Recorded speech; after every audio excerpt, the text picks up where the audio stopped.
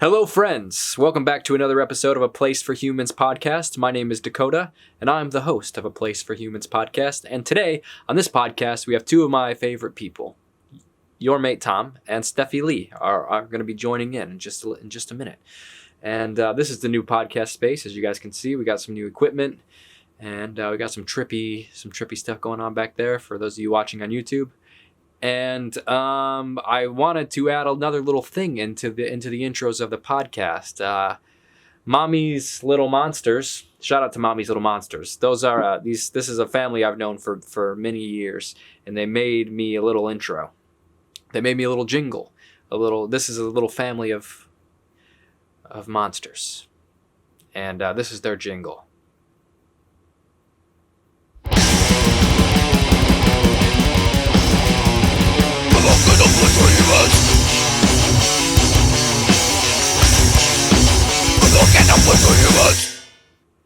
It's beautiful.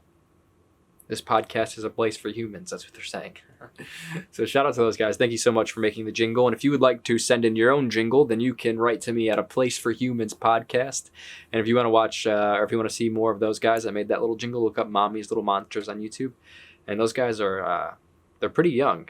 They're like, I don't know, 13, and they're making these songs. I don't even know if they're 13 yet. Excuse me, I would like to interrupt this podcast for just a minute to bring you a message from our sponsor, Skillshare. I don't know about you, but I really do kind of feel like I'm just walking through life in some kind of RPG video game. Doesn't it seem like that? Like you're just kind of going through life. You got to kind of figure out skills as you just stumble through this mysterious existence that we've managed to just wake ourselves up into. Well, thank God we've managed to stumble into the technological era, and we have people like Skillshare, a website and community that is completely dedicated to bringing you pretty much every skill you can imagine into one little website. Whether you want to learn how to do tarot reading, whether you want to learn how to do yoga or breath work, or work on Photoshop, or learn how to use a camera properly. Pretty much anything you can imagine is on Skillshare. I bet they even have zombie hunting tutorials on there. I don't know for sure, but I wouldn't doubt it. So Skillshare is offering A Place for Humans podcast listeners, that's you guys right now. They're offering the first 1,000 people that click the link that's on the screen or in the description or in the comment section. The first 1,000 people that click that link get free 2 months premium Skillshare. So you get the whole website for free for 2 months. We've all been in quarantine for a while now, so think about how much you could have done in 2 months if you would have just dedicated a few hours a day or even a few minutes a day. This RPG could get a lot wilder if you had some new skills, I'm telling you. I've been using Skillshare myself, and it's pretty cool. So if you're interested, they support this podcast, and it's a big circle of love. So yeah, enjoy your free 2 months, guys. That's the homie discount. So yeah, enjoy. Back to the podcast. This episode of A Place for Humans podcast is also brought to you by Andrew from Good Vibes Art. Andrew is a listener of A Place for Humans podcast, and he is supporting the podcast in exchange for this promotion. And so this is what community is all about right here. So if you guys are interested in buying some original art, this is a note from Andrew. Hello, my name is Andrew, and I found myself getting into painting after my first breakthrough experience about a year ago. It was a very intense mystical journey that changed my life and turned my awareness level way up. The experience I had and how I handled it during induced a temporary PTSD and HPPD symptoms in the aftermath. I had to find a way to keep myself grounded and calm from all the energies that were still lingering about, so I picked up a canvas and I started to paint, and by the time I finished I realized I had found something special. Almost like there are some things trying to reveal themselves, and it kind of blows my mind. Anyway, very grateful for this revelation of hidden creative positive energies in me that I now wish to share with others around the world through the form of art. And you can follow Andrew at Good Vibes Art on Instagram and at his Etsy shop, and the links are right here and they'll be in the description also. And if you own a business or do tarot reading or want to promote your witchcraft spells or whatever it is, then send me an email at APlaceForHumans, and I'd be happy to, for us to do an exchange together. So Shout out to Andrew, and shout out to Skillshare, and all the sponsors for future podcasts that make this possible. So, back to the show. My internet at my house just sucks. So it was saying that it was... Oh, you got your own place now. You've been there for a while, kind of, but still, I'm still excited about it. Me? Yeah, didn't you get an apartment not that long ago? You, Steffi? Oh yeah, I did, but I moved out. Oh, you're out? You're already out of there? I don't live there anymore. Yeah, I got bored. Where are you at now? Back at home? Yeah, just building the van. And oh yeah, that's right. Again. Yeah. How's the van build coming out? It's good. It's a lot of work, but it's getting there. Yeah, what's been the hardest part of building it out? I don't know, just like learning how to do everything. Like all the solar stuff and putting all the wood together is like something that I have no idea how to do until I did it. And you got someone helping you, or you just YouTubing it? My dad and his friend are helping a little bit, but I'm kind of just getting all the information from YouTube and giving it to them, and they're helping me. What are you gonna do? What do you plan on doing once it's all done? Drive to California. And just live in California? Yeah. Nice. Do you have the bed and stuff built in it, or you're still just like in the bones? It's kind of there. It's not complete yet, but we have like the basic structure. I lived in Venice in a van for a little bit. I feel like one time I pulled up behind you when we were in Venice. I was living with Brittany and you were living in a car? Maybe. Did you ever live in a car in Venice? Yes. It was a Honda Element. I don't remember that though. No, maybe I'm just making it up. But I feel like we were hanging out for some reason in Venice, and then we pulled down some street and we like parked near each other to stay like safe. I don't know. I could be. Was it green? Was your car green? No. I don't think I knew you when I lived in it. Or I knew you, but we hadn't met yet. Oh, maybe I'm just always stoned. Maybe it just looked like me. Just like, me and my girlfriend were thinking about doing the van life, but do you think that's enough for two people, or is it just like a solo kind of thing? 2 people all day. 2 people. Yeah, but with a dog and a cat. Yeah, it's been done. Look at it's been done. There's like entire families that live in their vans on YouTube. Oh wow, it's crazy. Some people with like bunk bed kind of structures and stuff in there. Yeah, that's awesome, because I want to do that. Just go on a van. I don't know, just drive around. We've just been in quarantine for too long. Do you remember Coleman and Fernanda? They're talking about buying a van and doing a Latin America, just driving through Latin America. That's awesome. That'd be fun. That'd be scary. Oh shit! Who are these guys? Fernanda and Coleman from Arcana. Ah, okay, yeah. Okay, well, at least they speak Spanish, so they should get along all right. Maybe. Don't know about Coleman. Nah, it should be all right. Yeah, it'll be all right. Depends where.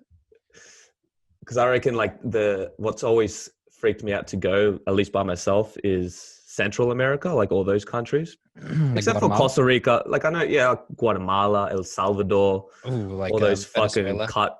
all those cartel fucking apocalyptic South American countries. Yeah, Venezuela's scary. Venezuela is scary, man.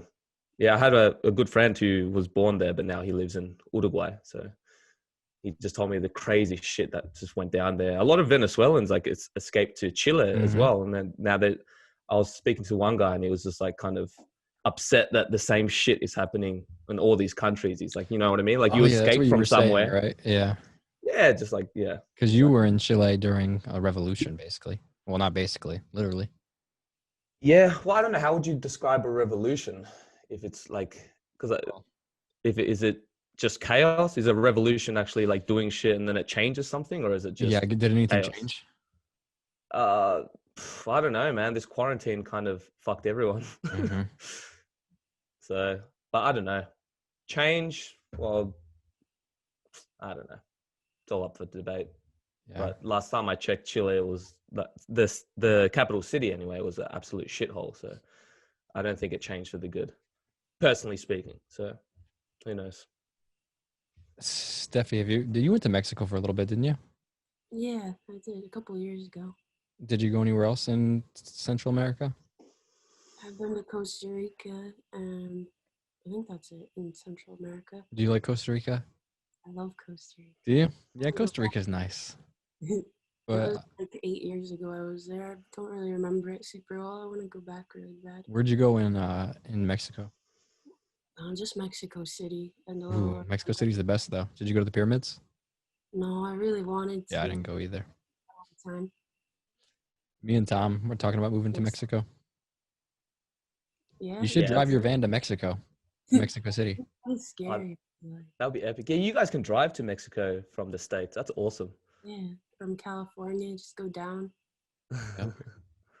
I mean, from LA, Tijuana to LA must be what, an hour?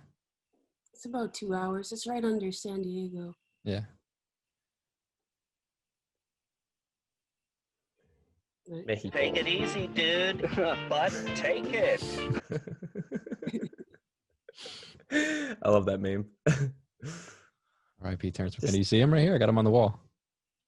Just take it, dude. Whereabouts? It's a bit blurry from Is where it I too am. blurry? He's The one next to the yellow sheet. yep, that's his face. Yeah. Oh, Can you that's guys? epic. Is your guys' name backwards? Or you see? I it? can't even see the blur. The background's pretty blurry for me. It's too blurry for you. Can you see, Steffi? I can't see either. God damn it. Blurry. God damn it. Remember that time we all went to India and almost died? Which time? The Muslim place. Oh fuck! I forgot. I thought I was gonna get killed just for being with Steffi and Clara. I forgot about that. I wasn't even. Oh man, I forgot about You're that. oblivious. Adventure. Oh my god. I was like, you know, those like really paranoid, like freak out stoned moments. That's what I was having. I love that place know what to because do. it reminds me of Diagon Alley from Harry Potter. Diagon Alley. Do you want to recall what it was like, Tom, or give us a back back? All right. So my first time going to India ever, and then I meet up with Dakota, Clara, and Steffi. And Dakota's like, "Oh, do you want to see hell?" And of course, I'm curious. I'm like, "Yeah, fuck yeah, I want to see hell. What is this place you're talking about?" And then we just take a taxi to this mosque, but it's not just a normal mosque. This is like a really dodgy, Well, almost. I don't know. How would you describe the area? well, it's very. Like, it's not Taj Mahal. You know what I mean? Like, No, it's very like.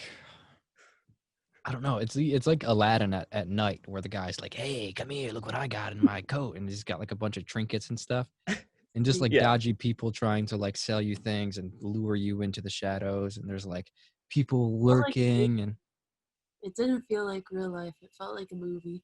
it did. It felt like everyone was like in character. Yeah. yeah, like some blind kid throat singing, and then some people having like psychotic breakdowns in the background. This was People the with first no time we legs. went, and mind you, the first time that we went was the most intense, like the most people, and it was just like really intense energy. And then Dakota gives me like a massive hit of this vape, and it just hit me like a ton of. It was like basically inhale, get stoned as fuck, like 10 out of 10 stoners. Mhm. It's like, all right, let's go for a walk, and we just go through this place. It's full of I remember just when I people. was walking through, I was like very relaxed because I was pretty stoned too.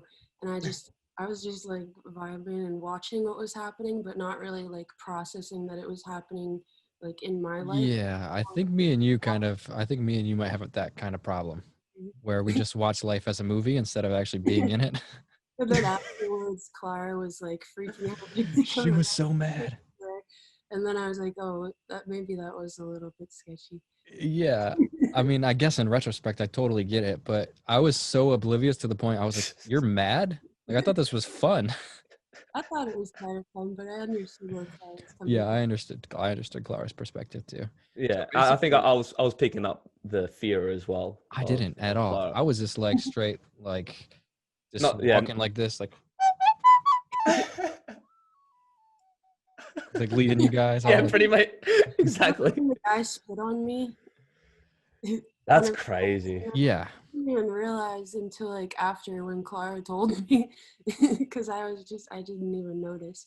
But Yeah, mind you, people were giving you death stares, and I could feel it, man. I could feel Well, everyone okay, hold on. Let's give a staring little like, context. yeah, So yeah. we Go were ahead. like in Delhi, and there's different districts in Delhi, and there's like a Muslim district, and well, I don't know. I just always thought it was cool just to hang out there because it just looks cool and it's all, I don't know.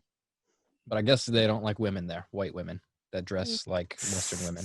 yeah, we also weren't dressed how we were supposed to be dressed, me and Clara. Nah, We were like nah. wearing like sarongs, like completely Yep. inappropriate for that area. But I mean, it is in the middle of Delhi, and it's like it's not wouldn't be that weird to see a tourist, but I guess maybe at night, the fact that we were just It was chaos, man. Because there was this one stage where we were walking past this place where you have to set your shoes down because obviously you can't walk with your shoes in the tomb area. And then everyone was just yelling at us, Well, like shoes. Yeah, but see, the thing is you have to. I take my shoes off at the end, just because I don't want someone to steal my shoes. But every guy along the way wants you to put your shoes there because they want to sell you flowers for the tombs. So I understand didn't, now after going there the first time. and It's I just didn't when explain you first that to go you there. guys. So I was just ignoring everybody, and we were just getting yelled at. And I just probably stoned looked like such an ass. and stoned, so the yelling just seemed so much worse. Oh man, What a strange time. yeah. Can you believe that was an actual day in our lives? Yeah, man. I remember that lady who was like bothering us. I think the last time we went, she was like asking us for money and constantly harassing us, basically. Which the lady that was just sitting on top of a tomb? No, it was some different lady, and she was constantly Oh. like talking to us, asking for money. And then one of the priests there, he's like, basically looks at us like, no, don't listen to her. She's a crazy lady. I do remember that. Yeah. Do you remember when? Okay, so at this place, only men are allowed inside of the tomb, and someone was like, "Just go in there." I did. Yeah. Yeah, let's just go into the temple. So she Let's can't just go in the follow us. temple. Yeah. But she kept begging us for money. And do you remember like the one wizard guy? Yeah. I think that's the guy, the green one, right? With the green wizard robe. guy. Yeah, the guy in the green robe. With those eyes, man. That was the day. I He think had that look. that was with Jamie. I think that wasn't it. So that was like way after Steffi had left. Yeah. And that's after we've like painted this place to be like this hellish, chaotic fucking hell realm. You know what I mean? And he's like, "Oh, dude, it's not that bad." We And went it wasn't back. actually. It was perfect. Everyone was so accepting of us. Yeah, pretty much. It was just the first time was definitely the worst. But getting spit Well, you on, know. man, that's crazy. That's like And death stares and shit. that's like a real culture shock. Definitely. Because we're really lucky. I think in India, they kind of look up to white people in a lot of ways. They do, though. Like, you know what I mean? They're like so amazed, like, oh, tourists. And everyone wants to take a picture with you and show it to their friends. And yeah, it's a very strange place. Got like mobbed by that group when we were going through the markets. They all wanted a picture with us. Yep. Just because we were white women. Didn't you say like they were getting really touchy too? Oh yeah, but I guess that was to be expected there. I think I just read something that India just did like 4 public hangings of these guys that like Whoa. that like they I don't know. What do they gang raped somebody and ended up killing the woman that they did. It was like a horrible story, like a truly bad story, and they've been in jail since then, and they hung them all. Shit, that's fair enough. Yeah, the hanging, not the raping. Yeah, fair enough. Yeah, hung all of them. I'm pretty sure. The women or the rapists? The rapist. Okay. Yeah, they hung the rapist. Yeah, just making sure. Yeah. But I mean, people like hear those stories and they're like, fuck, India is crazy. But that kind of stuff happens everywhere, you know? I'm sure that's happened somewhere in the United States. Oh, yeah, Definitely. When's the last time you guys had a hanging? Do you even know? In your lifetime? No, not that I can think of. But I've been around when we've done like electric chairs. I remember a guy's head caught on fire. What? Yeah, they fucked up and the guy's head caught on fire. Jesus. I mean, I don't mean to laugh, but I mean, it is kind of funny.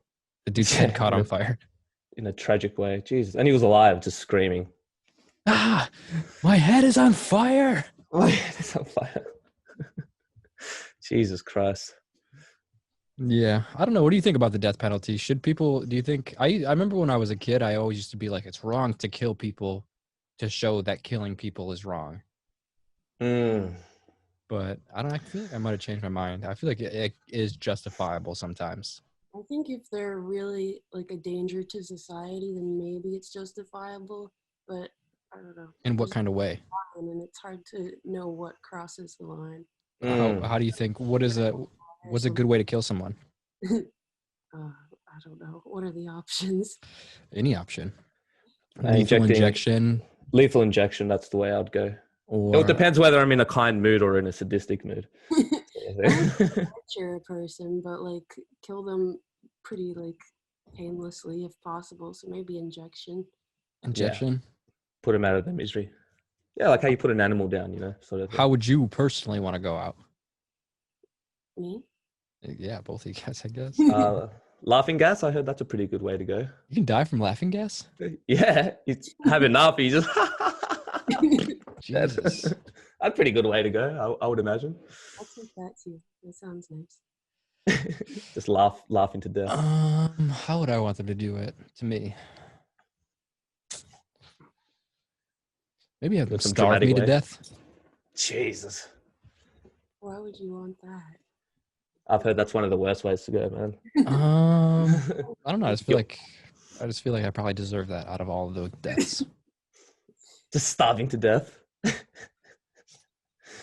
Jesus. Have you even fasted? What's the longest you've ever fasted for? 3 days. That's pretty good. How'd you feel after that? I mean, that's probably not completely fasting. It's probably still drinking water and stuff. I think that still counts. You can still drink water as far as... It might still be snacking too on fruits. I don't know if I've ever done a proper fast where I haven't eaten anything. Have you? It's difficult. Not for more than 24 hours. No. Have you? I'll do like intermittent fasting. I don't think I've done it for more than like a day at a time. I get so hungry I could never fast for a long period of time. What about Indian food? Eh. You guys miss Indian food or no? I haven't eaten Indian food since, I don't think. I refuse to eat Indian food. Yeah, I don't really like Indian food too much. It's okay. I prefer Thai food. I remember when we were there, we just went to Chili's like every Yeah. That's so funny. Yeah, basically like American fast food chains. That's actually in India was the first time I had Burger King in or any fast food chain Burger like King? that. I don't remember Burger King being there. Yeah, in one of the malls. Taco Bell, maybe. No, it wasn't in Delhi. It was like in some other town we went afterwards. But it was the first time I ate like a really shitty fast food meal in like 7 years or something, like Wow. really ridiculous. But that's how bad the food that I was eating at that time, to the point where Burger King was like a godsend. Do you remember when Clara was leaving and we were in Beaconeer and The desert place, yeah, with the rats. the rat temple, the place with the rats? And Clara left and we were like getting ready to go to the rat temple and we had a little bit of pasta or something left and you just opened it. Do you remember what it was? And we both just looked at each other like, man, Like, we can't do this. what the fuck are we gonna do? We got a month left. That's where I struggled, because where we went as well, we didn't go to like very touristy places. I feel like we were the only tourists in this whole city that we were at. Pretty much. I mean, like you might see one tourist I don't know. every now and again, but even Yeah. then. So there wasn't a lot of good food, definitely. We were in the middle of nowhere. I thought that was a tourist attraction, the rat temple. The rat temple. There's a million rats there. I was like, oh, there's probably gonna be a bunch of people there. But we had to literally go so far out of the way to get there. We had to take a tuk-tuk on like an hour drive. I feel like we just got yelled a lot for people wanting us to give them money. The owners yelled at us. How much did they try to charge? Like something ridiculous, like $1,000 or something. 20,000 rupees or something. Yeah, like if you're making a documentary or something, it's like, dude, are you serious? And he like chased us out of there. And people were like, oh man, I just remember shit everywhere, because we weren't allowed to wear shoes, of course. So I just remember just stepping on just rat shit everywhere, man. and people were kissing the floor, like, you know, bowing to, like, praying to these rat gods and stuff. Do you remember the white rat? I do. It was very special. See, of That's the course. special. Everyone was like, the white rat. You got to see the white rat. I'm telling you, man, Indians love white people. Even in the rat world, they're like, oh, look, you see the white rat, and they like treat it as like this god or something. I wish I made it to the rat temple. Oh, no, to you see the don't. mouses. It was so bad. It was unhealthy. Nah, like if we weren't filming, it wouldn't have been worth it. Definitely not. Oh, Yeah, it maybe was for the cool. story, I guess. but Yeah, everyone that I told was just like, why did you go there? Like, it didn't. no one's even impressed by the story. Not one of my friends were like, oh, dude, that sounds awesome. I want to go to India. But Yeah. it is interesting. A temple they just let rats live there, and the rats are falling out of the wall by like 20 rats just like a waterfall of rats, and they're all drinking out of that one bowl of milk. Yeah. How did it originate? Did they build the temple and then the rats came there, or did the rats already live there and they built the temple for the rats? Mm. Not sure. It's like the whole chicken and the egg question. I think the story was someone's kid got turned into a rat in some mythology, like he got reincarnated into a rat. So they worship rats as this reincarnation of this one person's son. It's just, Okay. yeah, it's funny how our perceptions are so different with animals. You know, like in India, or at least in this certain part, how everyone's like praying to rats and worshipping them. But then like dogs, for example, they get treated like shit. And in America and in Australia especially, we fucking love dogs, man. You know what I mean? So it's interesting, definitely. Yeah, and something I find interesting is India is like the third largest beef exporter in the world. Wow. And I mean, you think of India That's as crazy, being huh? super into worshiping cows and stuff like that. And they do in some areas. You do find cow worship in like Vrindavan and But holy it's not like places. you like before I went to India, I thought that it was just everyone worship, not everyone, but you know what I mean. I wouldn't have expected to see multiple times like kids whipping cows with sticks and shit like that. You know, I saw that many times, like in Varanasi and a few of these towns. So not painting the whole picture that all of India is like this, but I was shocked to see like, whoa, man, I thought you guys like worshipped cows and stuff. But clearly not everyone. And obviously some people will grow up in a really fucking horrible environment, so it makes sense. And then, do you remember the monkey temple, Steffi? Oh, the monkey temple. The monkeys were like crawling on us. You mean the drug dealers trying to rip us off? Do you remember that? Steffi, I think, didn't that monkeys actually jump on you? Yeah, I have a little video of them on my back. Yeah, I took a video of you. I remember that. Monkeys are scary. I feel like people underestimate how scary monkeys are. I got bit by a monkey once, and I think it was in Indonesia because I threw a potato at it to try to like feed it, but it just like hit him, and then he got pissed and he attacked me. Got offended. Did it break skin? Yeah, he like bit my arm, and there was a mark there. Oh my god! What kind of potato? I don't know, just the potatoes that they feed the monkeys at like the sanctuaries. I just picked one up off the ground and I threw it to the monkey, but the monkey was kind of not having a great day, I guess. I wanted a sweet potato, you motherfucker. Indonesia, I was actually thinking about going there soon, but it doesn't look like that's pretty close to you, right? Very close. Like, I think it's like a 3-hour flight from Perth. So, have you been there before? No, I haven't. Pretty much every Australian has, but not me. Not yet. Yeah, is it similar to? Have you been to Thailand before? Yeah, I love Thailand. Is it similar to Thailand? Well, what would you think is better, or what did you like better, Indonesia or Thailand? I prefer Indonesia. There's this one part, Interesting. these islands off of Bali. They're called the Gilly Islands, and I stayed there for a little while. And on those islands, if you go to like a bar, you can get mushroom shakes, which are just like psychedelic mushrooms in shakes. They have like different strengths. So you can get like a strong one or just like a regular one. And so when I was there, we would get these mushroom shakes and we would go to the beach and drink them and just be like tripping balls in the water and walking across the island. It takes like 20 minutes to walk across the whole island. So we would just be like wandering around tripping.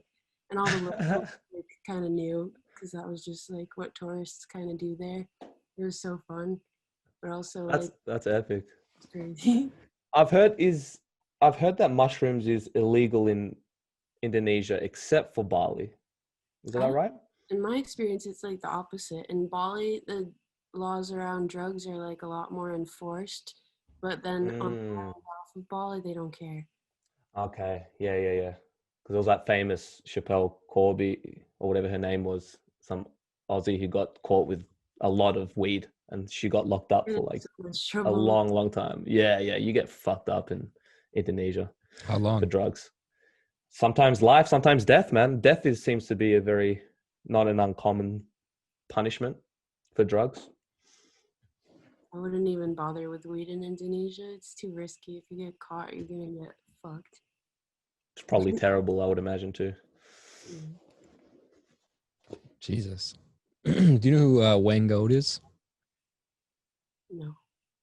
Wang Ode. She's that lady in the Philippines that does the tattoos. She's the old lady. Maybe. I might have seen her work before. She's like a pretty kind of famous tattoo. Like people go there to get tattooed by her because she's like one of the last people from her tribe that's tattooing in this traditional kind of way. So people take this whole pilgrimage to go meet her, and she's like 100 years old. We should go. We should definitely go. But there's a bunch of pictures of her grabbing on people's dicks.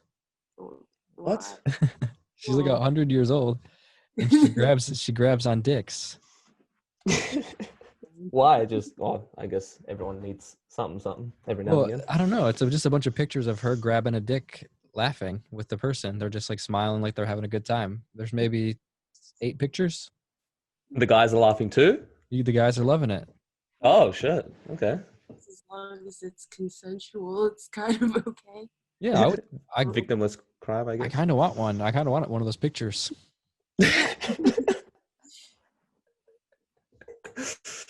All right, we can do that. Yeah, I mean, that's like a legendary thing. I'd put it right here, right over here somewhere. Right behind me.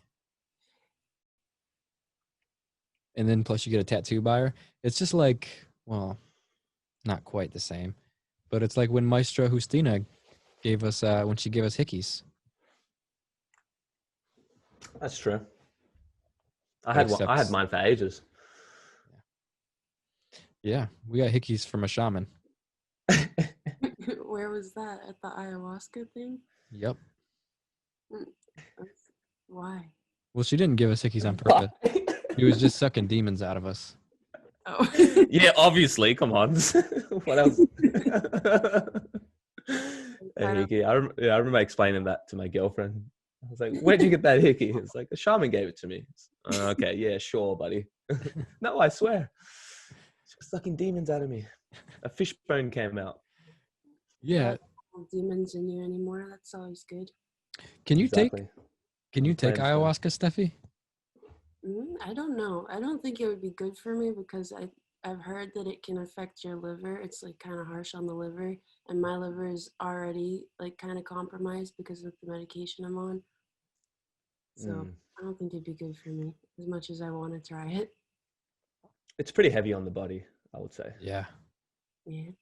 Yeah. After the retreat, you're like, oh shit. It takes a lot out of you, definitely. Yeah, it takes a lot out of you for sure. It's not like I feel like with mushrooms, the next day you don't feel like shitty. Well, I'm not saying you don't even feel shitty after ayahuasca, but I tend to feel always really good after mushrooms, like an afterglow effect. Whereas ayahuasca is like a hit or miss. Sometimes I might feel like more tired the next day, you know. How did you feel about the whole ayahuasca retreat? Did you feel like it helped you mentally in a lot of ways? Like, was it worth it? I would say so. If like for me, it was more about reconciling, like, because I had some pretty hardcore traumatic ayahuasca experiences, so it was a little bit different for me. But the first time going, for sure, it helped me in many ways because I was like going through a lot of depression and anxiety, and yeah, it just gave me perspective to help break out of those cycles. But this time around, it was good.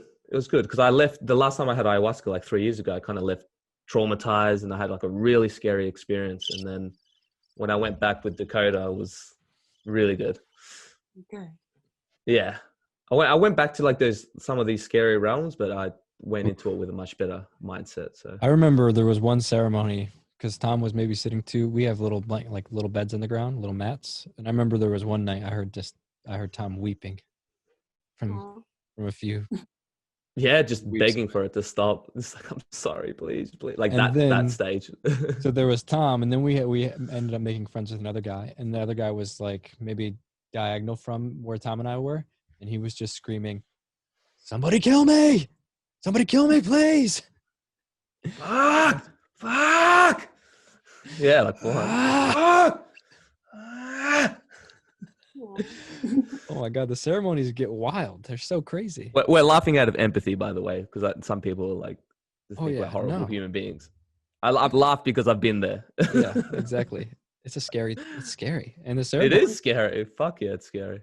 Someone else is freaking out like that. Did it have like an effect on your trip, or were you kind Yeah. of just like in your own world? Nah, for me, it definitely. Well, affects it my trip. depends. It depends how deep you are. Mm. Like if you're real deep, I don't think there's really anything that's gonna affect you. You kind of just go. But if you're not fully broken through, then definitely someone's like being loud. You'll just be focusing on it the whole time. Like sometimes if people, there was like the guy next to me was tapping a lot one day. He just kept tapping, and I was like the whole time I was like, "Would you just stop fucking tapping?" So like there's like little things like that affect your trip. But to me, it feels like the next day or maybe later on, it feels like a purge a little bit. Like, oh, I was like, oh man, that was just me releasing anger, or that was just me releasing Like, tension, or kind of the anxiety that I was built up for the ceremony or something. It's just coming out in this kind of a way. like an ego backlash. Yeah, you know Like, what I mean? I get that too. Well, I was just like, part of my ayahuasca trip sometimes where I won't be tripping necessarily, but I'll just be like super pissed off and frustrated and like really judgmental to other people and myself. But then the wave would pass. I'm like, oh shit, that was actually kind of part of that purge. That's the trippy thing about ayahuasca. It's not always going into fantastical realms. Sometimes your trip could just be frustrations coming It actually up, you know? seems more Strange. focused on maybe not scary things, but more focused on doing work. And a lot of heavy stuff comes from ayahuasca. Less recreational. It seems anyway. Oh my god! Imagine doing Like- that just for fun all the time. Like I couldn't imagine doing ayahuasca for fun, right? Whereas every other psychedelic that I've done, I could imagine. I don't do them for fun, but I could see why people would do it for fun. Mhm. You know what I mean? Ayahuasca's, nah. But if you it's have an ordeal mushrooms- just drinking it, man. Yeah. That's Ugh. just thinking about it. It's But- not, yeah. If you have mushrooms, you don't need ayahuasca. Maybe. Yeah, maybe. But for people that are like, I need ayahuasca, but all I have is mushrooms, you can get there with mushrooms. Yeah, sure. I like we've talked about before. I think it's more about the shamanic context and being in a retreat with people, and Yeah. you know. So if you can do that with mushrooms, and for sure, I could see how it could be just as, if not more, healing. You know, even by yourself, Take it easy, really. dude. But take it. Exactly. Just take it, dude. Take it easy, dude. But sometimes- take it. But sometimes even doing it by yourself could be more profound than doing it in a shamanic context. You know, it's all It's just tricky. depends. It's tricky, exactly. It's not a 1 + 1 = 2 equation. It all depends. Maybe it depends on where, like, maybe if you're like a hardcore purist and your whole life you've done shamanic context, and you know what I mean? Like you think that psychedelics should only be taken this way, then maybe that it could help that person to just have a trip for fun and walk in the woods on mushrooms, you know, just to teach them that it's more than just super serious, hardcore shadow work, you know? Have you ever had a shamanic experience before, Steffi? I haven't. Every time I've done psychedelics, it's either been on my own or with like my friends. Has it ever been overwhelmingly spiritual and to the point where you're just like spending 4 hours being mind blown about the universe and floating around in your astral body? Definitely. When I was in Indonesia, that was like my first couple times that I did mushrooms was when we would get them on the islands off of Bali, and it was crazy. Sometimes I would just sit in the water and kind of like feel my emotions as the waves were going through. So like when the waves would get really rough, my mind would be like racing, and when the waves would like calm down, I would calm down, and it was like everything was connected. And I was like gripping onto the sand under the water and the earth to try to like ground myself. And I don't know, it was crazy. I love those kind of trips like that. Nature trips are the best, I reckon. Yeah, definitely. Like just going out. I actually know, because usually when I first started psychedelics, I'd always, if I'm doing it out by myself or in nature or whatever, a lot of the times I'd be like meditating or sitting quietly or whatever. But then the last couple trips I had was just climbing waterfalls, trees, like going through like the dense Australian forest where a snake could fucking attack you at any moment. And it sounds fucked up and scary. It was the best though, man. It's like you just transport back to what it feels like to be like a hunter-gatherer sort of thing, you know, where nature moves you through you. Like, have you had that kind of moment where it's like, it's not me, Tom, this body consciously moving, it's actually nature using me as this animated earth sort of thing. I love that. And it's like, it took me out because I was having a really hard time. Like every time I would sit still and close my eyes, like you've had those moments where you're tripping so much that every time you sit still, it just gets more intense, right? Because you're giving your mind the chance to consume itself. Whereas if you're just constantly in nature, being present, and you're climbing trees, where if you stop paying attention, you could fall. It just kind of forces you to be in the present moment. It's really cool though. Watch the earth breathe with you. Yes, of course. I was the earth breathing with the earth. It's like my homie. Everything is all just one. Yeah. But sometimes I'd get like, because, you know, in Australia, we got some very dodgy looking plants and animals and bugs and all that kind of stuff. So sometimes what looks like a really pretty plant is like something that could totally fuck you up.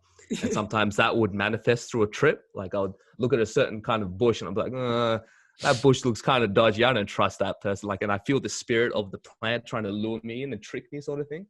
And then I realized that not everything in nature is all, you know, sunshine and lollipops. So they got something called a Stingin' Steve. Stingin' Roger. Oh yeah, so get this right. So there's this plant, it's called a gimpy plant, right? And one day, like years ago, back in the Anzac days during the war, there was this Australian soldier and he needed to take a shit. So he went out in the woods, found this bunch of leaves, took his shit, wiped his ass. And it was so painful, the stinging of these leaves, that he ended up shooting himself in the head. And that's happened before, like people jumping off waterfalls. It's just so painful. There's even a YouTube video of this British reporter who goes to this gimpy plant. He puts his finger on it like this softly, like that. Boom. And then straight away takes a sticky tape to take off the prick. And he still threw up uncontrollably of the pain. So you could imagine wiping that shit or wiping your shit with a leaf. Wow. Anyway, so I guess my point is that there's a lot of things in Australia that's trying to. This is good knowledge for Steffi because she's gonna be living in the wild now. We don't have plants like that around here. I haven't seen them. I don't know anything about the plants here. We've got like poison ivy, but that's not really comparable. Nah, still don't want to suicide wipe plant. your butt with that thing. And even our animals are like really cool. Actually, I know it's totally random fact, but I found apparently human beings and koalas are the only two mammals in the world that have unique fingerprints. I don't know what you want to do with that information, but I thought it was pretty cool. How's that possible? I don't know. I never really wouldn't a dog have a unique fingerprint also? Apparently not. I just heard it once and accepted it as fact, and now I'm telling the whole world. Well, I have a fact. Okay, so you have a fact? Well, this is a fact, just like this is one of your facts, like your fact. So when bats are exiting a cave, they always turn left. Why? I don't know, Like they just heard it- physically can't go right. I heard it once, and I've just been saying it. So if I'm a I bat don't and know if someone's it's talking true. to me, so if I'm a bat and someone's talking to me right here, I can't go like that. I got to go. Is that what you're telling me? No, when they exit a cave, so they're Nah. shooting out of the cave, they always go left instead of going right out of the cave. What if there's like a wall on the left side? They just crash. They just keep going. Their mates talking to them on their right. It's like, dude, I told you, I can't fucking gotta go this side. Talk to my good side, please. That's so funny. They It's just not can't- true. There's no way it's true. They can't turn left. No, they can only turn left, right? They can't go right. They just cut. It's impossible. Steffi, what kind of crazy stuff have you found yourself into when you were traveling? Because like by yourself, I always wonder because I don't really find myself in too many crazy situations, and I imagine because I'm just like a guy, and I don't know, What it do must you be mean? different. Like scary or like? Yeah. Like I mean, just I don't know. Like what kind of moment have you? Has there ever been a moment where you felt uneasy, maybe, like or like you could have been in danger? A little bit. There was like in Thailand, I was staying in this like bamboo hut thing, and I made a couple of videos about it. It was just like this small bamboo hut for like a single person. And I was staying there, and there was this other guy that was also staying on the property that was like really just creepy. He was actually from Detroit, same place as you. But he was really like just awkward and strange, and he would like come up to my window at night and like try to get in to my little hut, and like he was just freaking me out, and I ended up leaving early even though I had like paid for a month of staying there. I left like way before the month was over. But it's just like little situations like that where there's sometimes just like a creepy person that doesn't understand like boundaries or something, and then I just leave.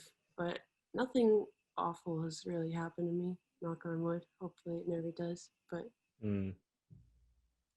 there's just like creepy men, but that's everywhere. That Yeah. happens in every place. That happens every country. Like, Would you recommend women to travel by themselves? definitely. I feel like it gives you a sense of, or like teaches you how to be assertive, which will make you more confident in like all areas of your life. If you learn how to deal with like different situations and overcoming different challenges on your own, I feel like it just helps you navigate life a lot easier. Yeah, I agree with that. Definitely. Especially in a place like India or a place like Asia, like any of the Asian countries where you really have to say no to people a lot. I feel like that with India, you know, usually people leave it more spiritual. I left India like way more ruthless than what I was, but in a good way, more of like an assertive, grounded, just to stop wasting my time, please. You have to be kind of assertive there because everyone's just trying to sell you stuff, and you just have to be like, no, leave me alone. Yeah, it's a lot of like that vampire sort of energy. But I get it, you know, survival, man, of Vampire. course. No, just people trying to suck your energy, man, your time, your money. Yeah. But at the same time, you gotta like kind of understand that's how they make their living. That's what they have to do to survive, kind of. So, I mean, you have to be assertive, but also be kind of empathetic, I guess. Yes, it's a fine line, isn't it? Like I try to support them when I can, just to an extent. Like maybe I'll buy something someone's selling if I like it enough, but I'm not gonna just give them all my money like they ask me to. You know? Definitely. Yeah, I think you got to trust your intuition in those kind of situations. I feel like you know in the moment who you should give money to and who, you know, because sometimes people just will put their hand out and they won't even really look at you. And it's like, I get it. I get that you're in kind of some condition that I can't even fathom, I imagine. Like, but I don't know. The least you can say hello. You can say, how are you or something. Sure. But do you remember China? We hung out with China for like, we went back and saw her. Who's China? China was the little girl with she had the one eye. Oh yeah, she was cool. I like her. Yeah, like those kind of situations where you just like, you see, you have a, I don't know, you just see the person that the money's going to, and Right. Like to me, it's more about, it wasn't even like the beggars on the street. It's more like the taxi drivers or the fucking, like, you know what I mean? Just like Mm-hmm. normal everyday people who you can clearly see that they're not starving to death, but like they're the most trying to get the most out of you. You know what I mean? Yeah. In a very dishonest way. Like just try, like for example, I don't know, you catch a taxi and they'll be like, oh, it's 200 rupees. And then they'll drop you off and it's like, oh, it's 300. Oh, it's an extra 100 for parking. Oh, you know what I mean? Like they just come Yeah. up with some bullshit. So it's That's more what the I principle of want to give just them. lying. Like when we met the kids, like they were so sweet and like so like kind and social, and I didn't feel bad giving them my money, you know. Nah. The kids are my favorite. I love hanging out with the kids, and I love giving them money too. But people warn me. They say you have to be careful giving the kids money because, especially the street kids that are begging for money, because they will go and give it to some kind of pimp or some guy that's collecting money from them. Right. But I The mean, hustle. you can read the room and Yeah. Or buy them trust your gut. food, or you can always be present with them, or have a conversation. It doesn't always have to be money per se. Steffi, you went to Pushkar, right? I think I left right before then. I'm pretty sure. Yeah, that's true. What was the first town we went to outside of Jaipur. Delhi? Yeah. So I'm pretty sure you left at Jaipur. And I left. It was emotional. My mom cries thinking about that for some reason all the time. I was so sick. Like, I felt like guilty. I shouldn't. No, But you shouldn't. air But pollution there is just, I couldn't handle it at all. it is really bad. And it's my idea was for us to go up into the mountains first. Do you remember that guy talked us out of it? Yeah. Yeah. I think if we went to the mountains, I probably would have been fine. But I think we just stayed in like New Delhi for so long that all of the like air pollution from like all the cars and everything just destroyed my lungs. We all got sick. Yeah. Me and Tom ended up puking. I had like Yeah, that's right. You got me sick. I love India. I love the culture and everything, but the pollution's just so bad. And I wish it was better, but I know. I don't You know. gotta go to Goa or somewhere like that. What? Goa. Yeah, I want to go to Goa. I feel like Goa is a little bit better. It's not a city. It's It's all Like it's a all beaches. beach. Anywhere that's like closer to the ocean is gonna have better air quality, anyways. Definitely. I would imagine that the that the mountains have good air quality because it's so high and all the trees. Yeah, probably. Yeah. I mean, it's probably at least a lot better than the cities. So what did we do before you left? We went to Delhi. We went to hell. We went to To hell. Chili's. We went to Chili's. We went to Was that hell? We went to hell, Chili's. No, I think the Monkey Temple was the last thing that we did with Steffi.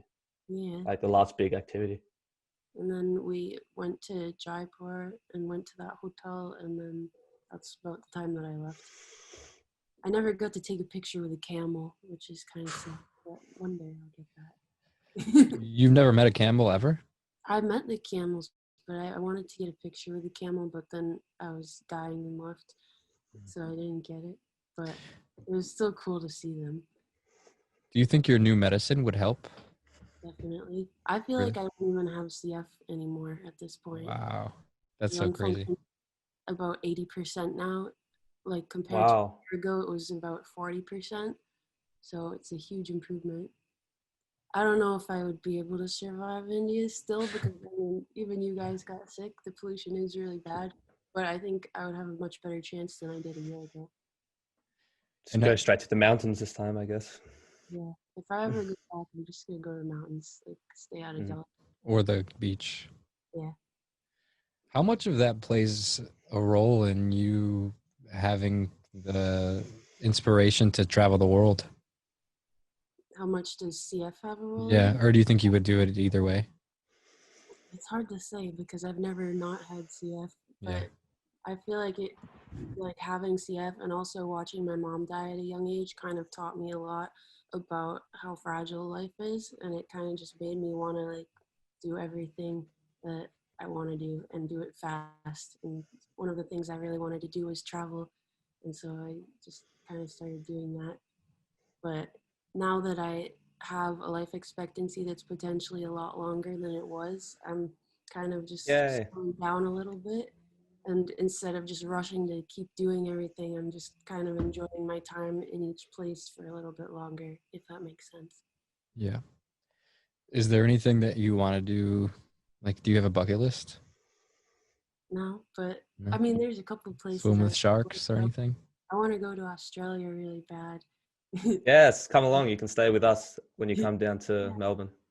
That'd be so fun. And I want to go to the Philippines. And Me too.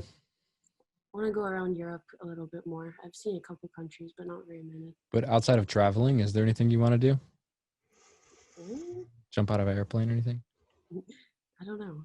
I haven't really thought much that far ahead. I have like goals for like my career, and I'd like to get like a house someday and stuff like that. I never really thought about getting a house or anything a year ago, but now that I'm like healthier, I'm kind of thinking more about stuff like that.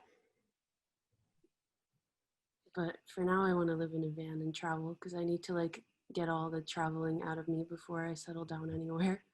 Mm. You got a Sprinter, right? It's a Ram Pro Master. So Oh, same thing with the Ram version of it, the Dodge version. yeah, Yeah, those are cool. I almost bought one too. they're huge. How much are those? They're We're pretty looking at getting expensive that. still. Mine was 25,000, but it only has 24,000 miles on it, which is pretty low. It's pretty good. You can get them a lot cheaper than that too if you get one with more miles. Mm.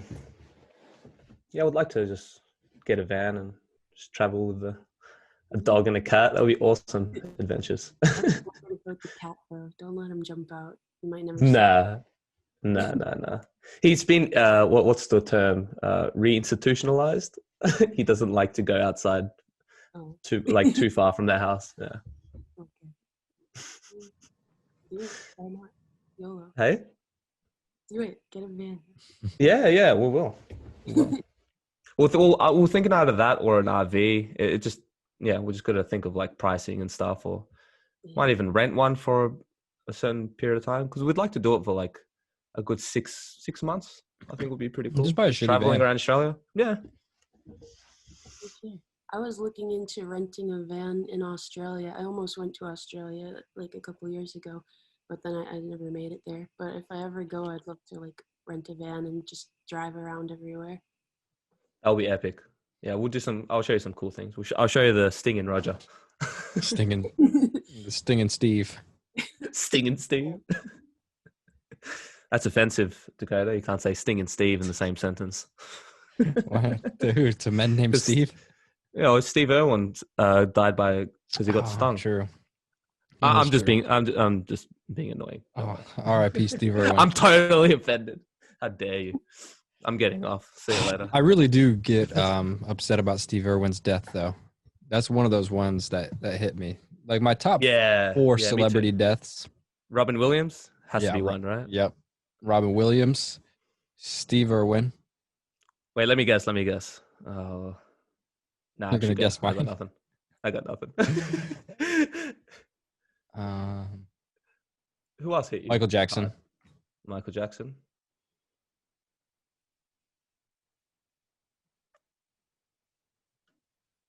Does it have to be my lifetime? Yes.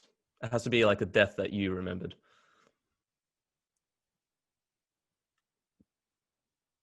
Because otherwise I can just say fucking Beethoven. That was a fucking sad death. Fucking Tesla. Oh, man. Einstein. I was super upset when he died. I don't know. What about you? What do you think? Robin Williams and Steve Irwin. Those were the two big ones. I can already know what's going to be the next one. Who? Like Jim Carrey. He'll be Bill one. Cosby? Yeah, I'd be totally upset. I never watched these shows, so. Will Smith. Will Smith. That would have fucked me up when Will Smith dies. When Marilyn Manson dies, I'll cry. Yeah, you get a Marilyn Manson tattoo. Yeah. James Hetfield for me, Metallica singer. Yeah. That'd be pretty full on.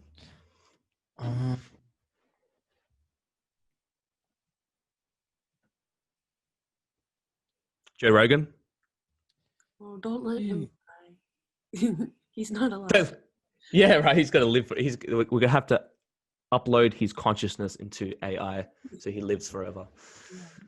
Yeah. I don't know if I care if Joe Rogan dies. Actually, Oh, he's great. no, Oh. I don't mean. I'm just kidding. Blasphemy! Oh, No, I don't want him to die, but I don't want him to live forever. outrageous. No, I love Joe Yeah. Rogan. I'm the biggest Joe Rogan supporter, but I don't want him to live forever. You wouldn't want anyone to live forever. Next Joe. No, there's Rogan. some people I'd like to live forever. Like who?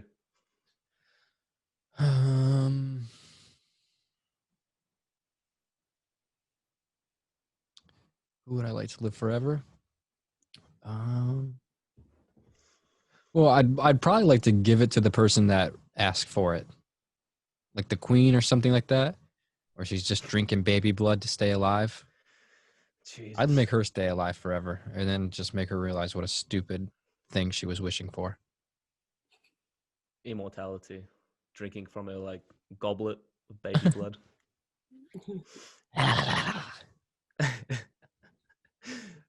Am I even allowed to talk talk about the Queen this way since I'm in Australia? I don't know. Will they arrest you? We got it. Nah, probably not. But we did have a vote to. We had a chance to separate from the Commonwealth, or like whether we wanted to be ruled by the Queen. And I think it was a vast majority of Australians voted that we wanted to stay with the Queen. Like that's how fucking. I don't know how you want to describe that, but that's pretty scary, as far as I'm concerned. What do you think about we don't like change. queens? Do you think we should have a queen, Steffi? I don't know. I think we should have something other than what we have, but I don't know what it is. I think like Joe Rogan talks about this a lot, not just because he said it, I'm saying it, but I think it's smarter to have a council than it is just one person running a whole country. You know what I mean? Like have an expert on all different fields, like the president of fucking technology, the president of science, the president of economics, the president of this, the president of that. 100%. Not just one president that just covers all bases. It's just some guy. Yeah, exactly. It's some dude. Exactly. Yeah. Yeah, I mean, I don't know. What I think needs to be done is AI.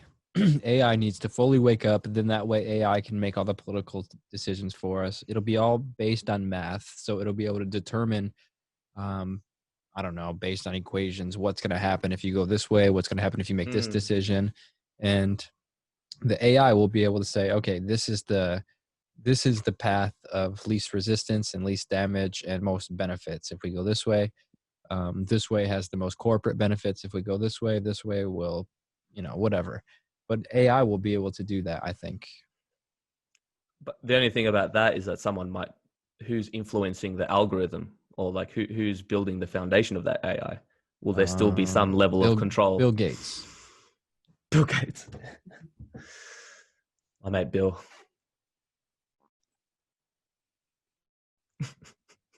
AI kind of scares you?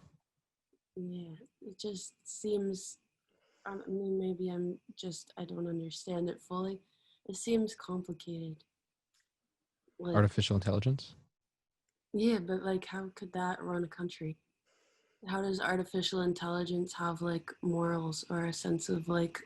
Well, that's the thing. It wouldn't have morals. So it would be completely objective as far as decision making goes, which is good because humans are flawed and we do things for desire and we do things for, really shitty reasons and motives. So the AI will be able to override all of that, the stuff that we're bound to that makes us make bad decisions. And the AI will be able to completely mathematically be like, okay, this is the best decision for whatever. Couldn't that turn into like a Thanos situation where you have like this AI who thinks they're doing good for humanity, but based on just a certain amount of factors? Like, let's say they don't have that morality attached to their consciousness. Yeah, they won't. But then they think like, oh, logically, wouldn't it just be better to kill the whole human race and kind of start again? You know what I mean? Like mathematically speaking, that would probably be the best course. Well, I don't think the AI is going to, where it would get scary is if the AI wakes up to the point where it decides that. But if we could just run it through a program and we should say, and the program says, okay, China, Do whatever you want except for this. Just don't kill we'll say like, humans. we're going to war with China or something. What's the best way to defuse the situation? And the AI will give us a list of choices that we can make, and it'll give us the mathematical whatever that says how it's all going to play out. But where it would get scary is if the AI wakes up and then like tentacles just springs its way out into the internet and hijacks machinery, and then is just like, we're sorry, but humans, we've mathematically decided that human beings are better off dead or as slaves to continue to make us. They could be. Or they just bomb certain countries. It's like because race is totally not like a concern of them. They're just like, no, mathematically speaking, China's got to go, bro. Could you imagine? The U.S. has got to go. The U.S. has got to go. China's got to go. Or it's just Australia. like you're on probation if you keep following England. They just know that like something's gonna happen in 100 years, and it's just some crazy small country. It's like sorry, Cuba. We gotta blow you up. South America's got to go, and I am South American, so I can say that. Nah, or maybe I'm not joking. Czechoslovakia. Sorry, yeah, exactly. Sorry, Sweden. Because is it even possible to live in a utopia? Will there always be some sort of a balance that comes into play? Utopia kind of implies that we all have some kind of objective morality, an objective idea of what is perfect. So we can't have that. Is a utopia basically every single human being on Earth agreeing on the same thing? Yeah.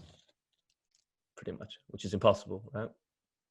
Well, at least at this stage of human evolution. Yeah, until we hook up with the machines, and then it's just like, buzz, and then they just all make us feel the same thing. That scares the shit out of me.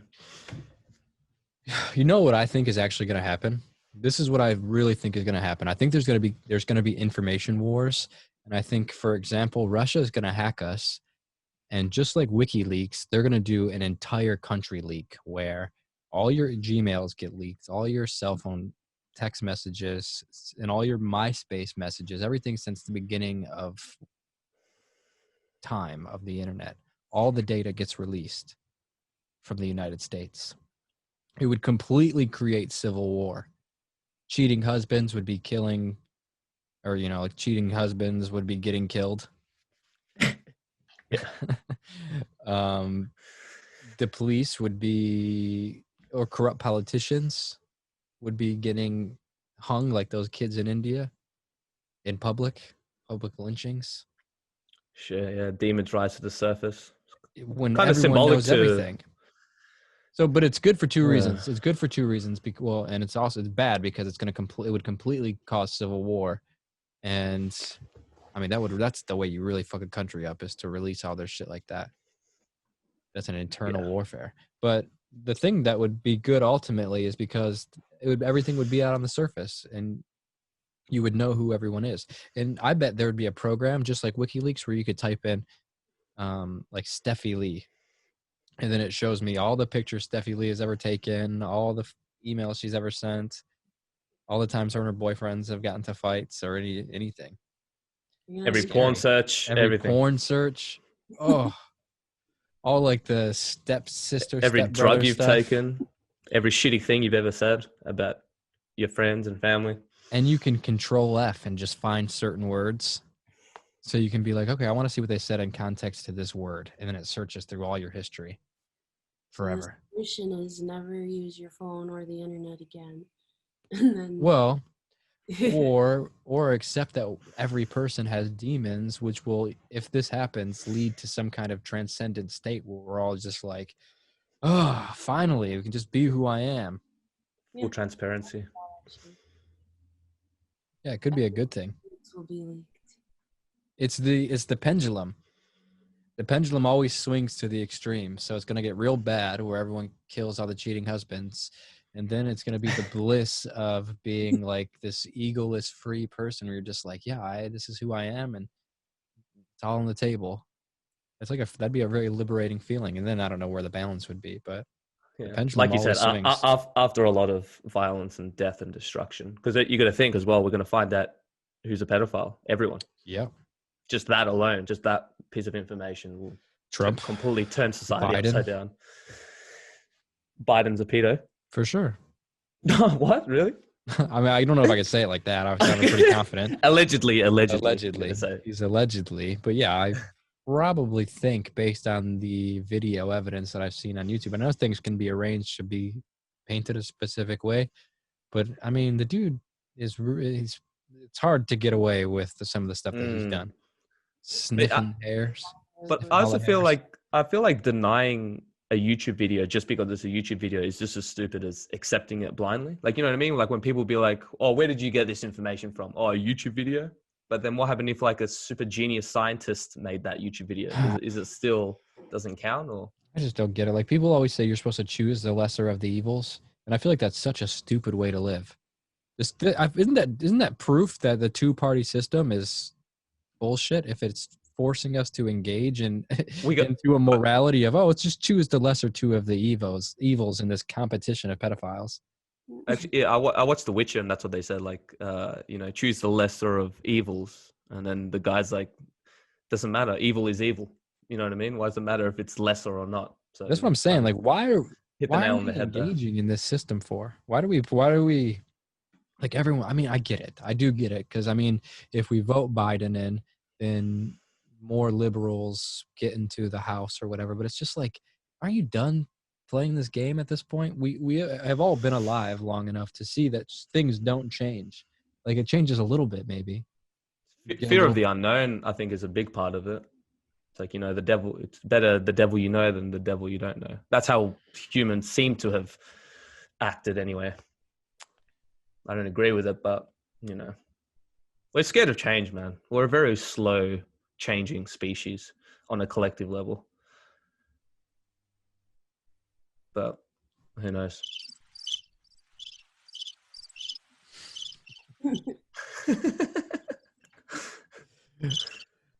Oh, the soundboard's so cool. You gotta have one that's like, have you tried DMT? Oh, I was gonna look for that. The Joe Rogan saying that? Yeah. But I couldn't find a short enough clip. Jesus.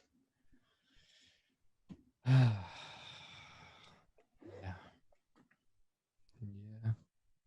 How's this microphone sound? Sounds really good, man. Sounds okay? Good quality. Hopefully Upgraded your studio. I'm just using my computer built-in microphone. Sounds good too, though. Okay. Yeah. So what's next? What's next after Corona? Do you have any plans of what you're gonna? I mean, when do you think it's even gonna end? Spring? You think? That's kind of what I'm leaning towards. Like next spring, things to start being a little normal.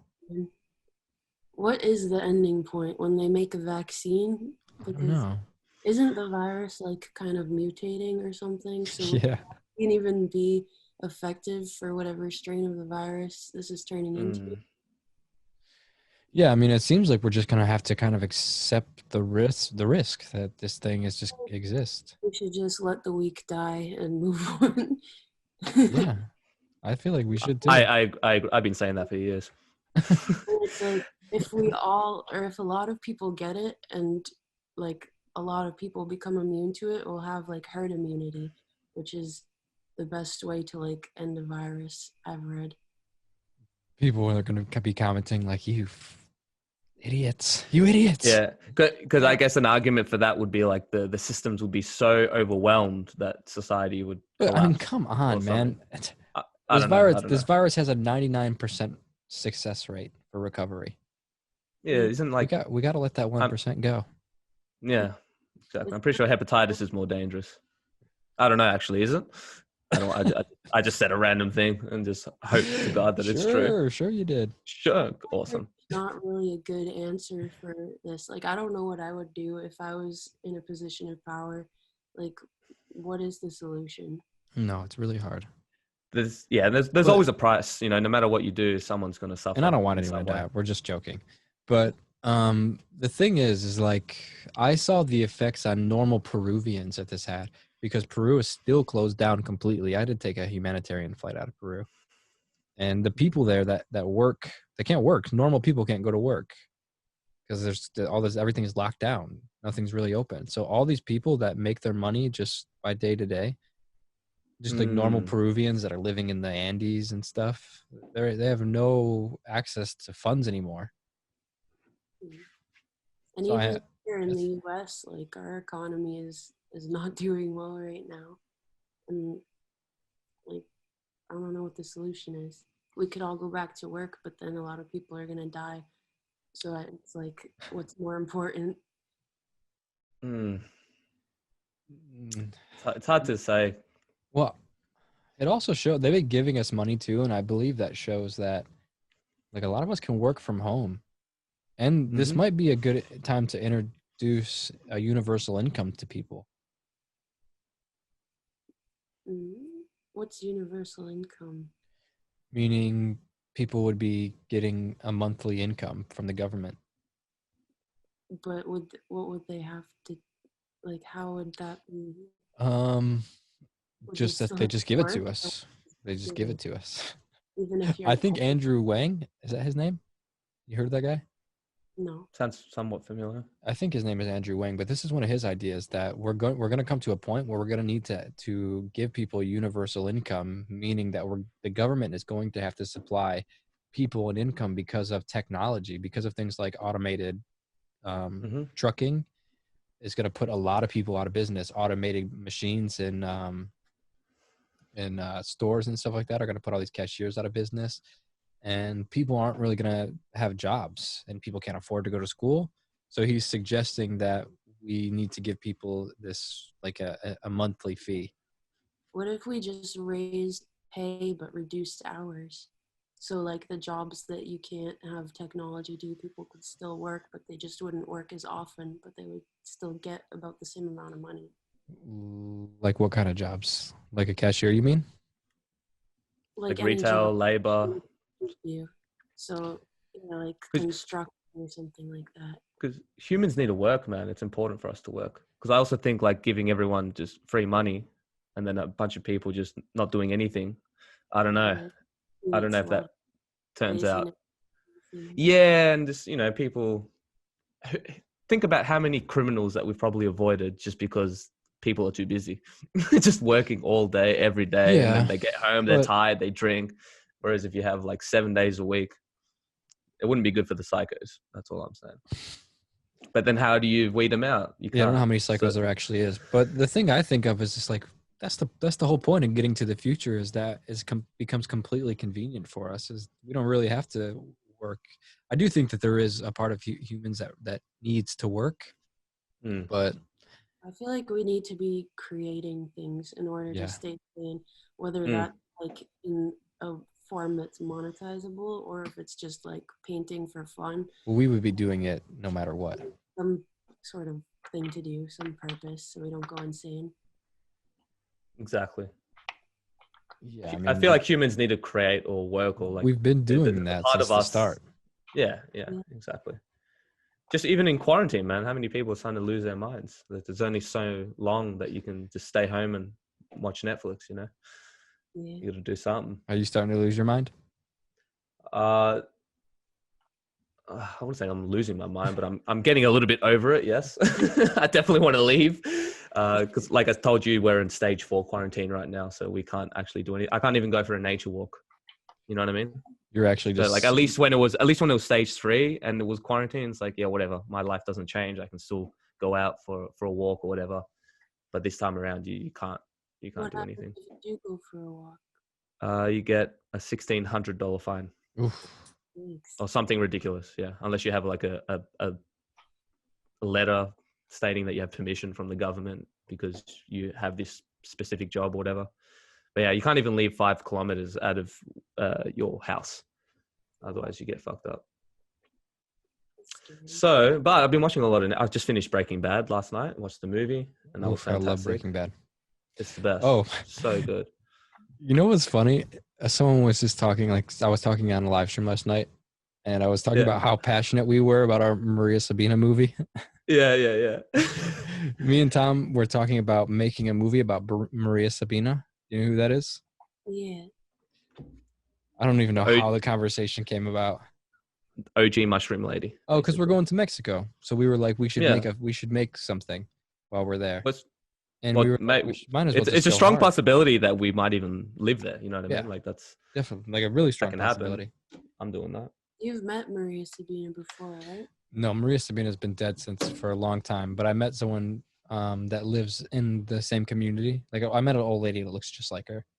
Oh, that's probably what I But saw. that lady I met was a little girl when Maria Sabina was old. Oh, I didn't realize Wow. Maria Sabina was that like old. Like, I'm not old. She would have been old in the 60s, I think, or in the 50s. Oh, But yeah, me and Tom are going to make a movie about Maria Sabina. So if anyone wants to donate to that. that's awesome. You should pitch it to like Netflix or something. Yeah. Yes, we should. But how does that work?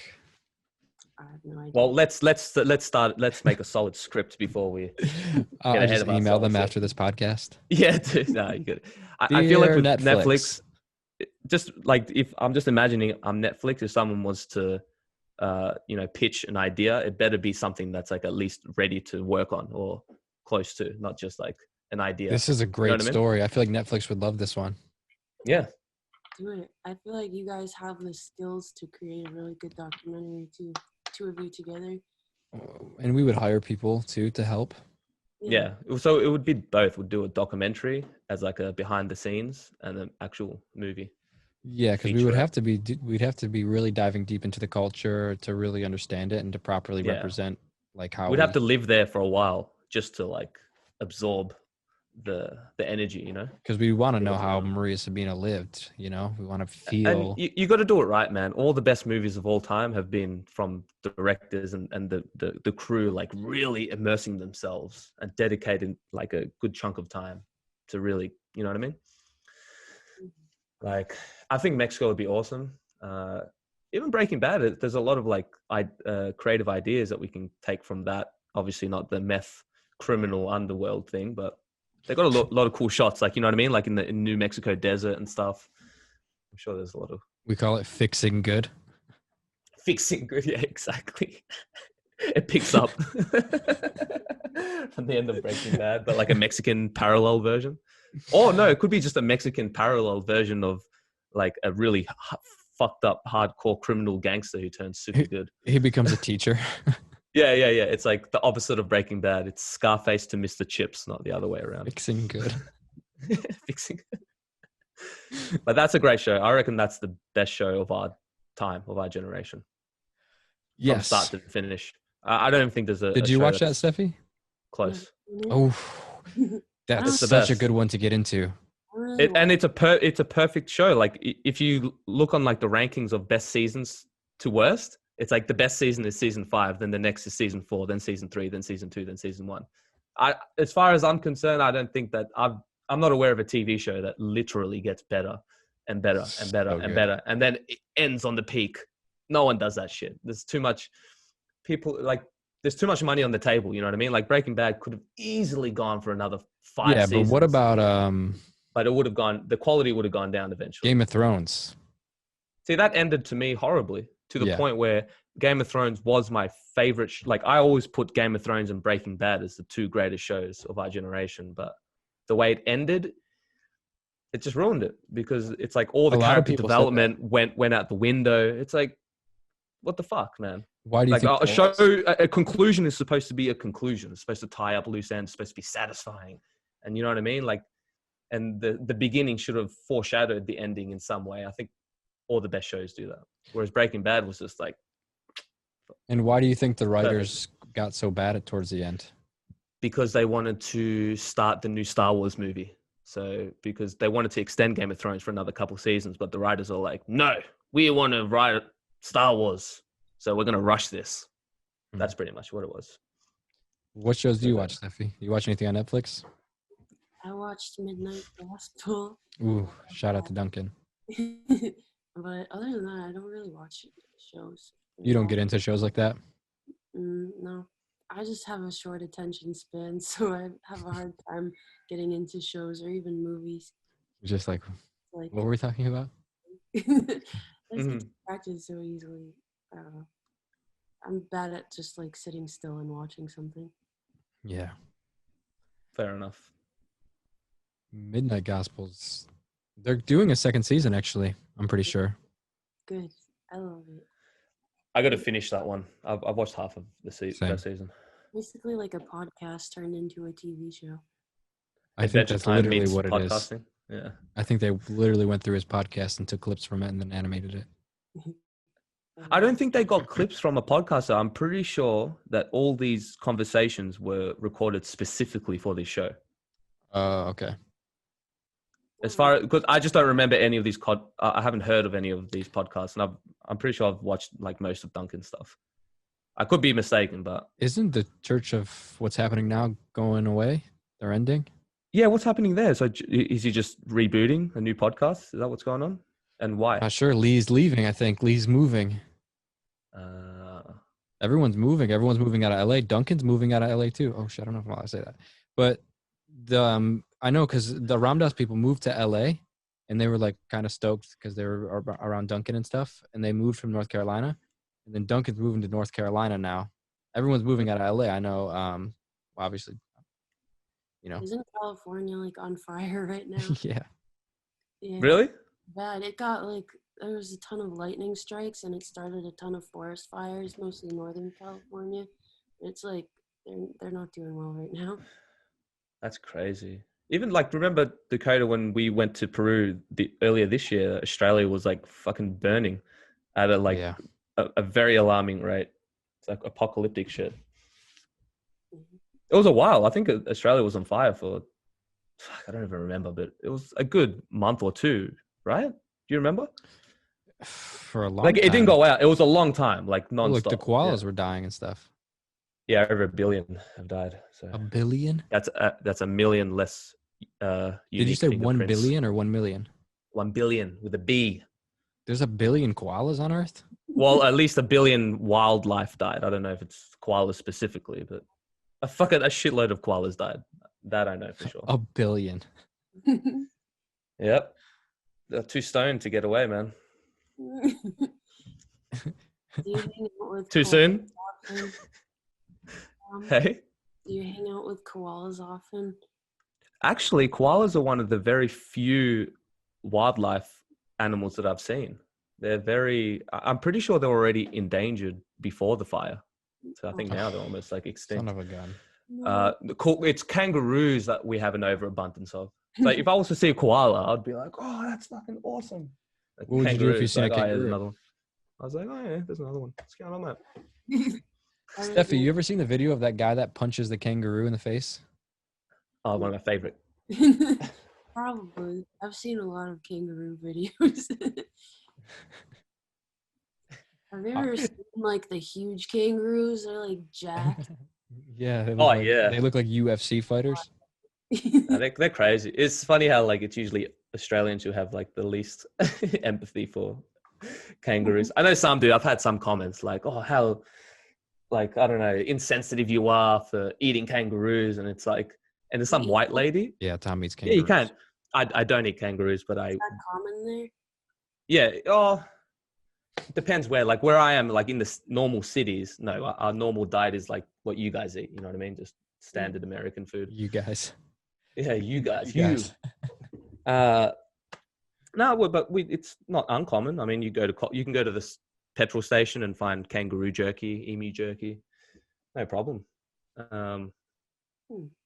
But it's a very like traditional Aboriginal meal, which is why I found it so funny about this white lady getting offended about eating kangaroos. And it's like, you know, the Aboriginals used to do that, still do it to this day. It's like a traditional meal. But it's like today, because I just released a cannabis documentary, and some people get annoyed that I call it marijuana. Do you know about this? How apparently marijuana is like an offensive term. No, I've never heard that before. Why is it offensive? Right. All right. Well, get this right.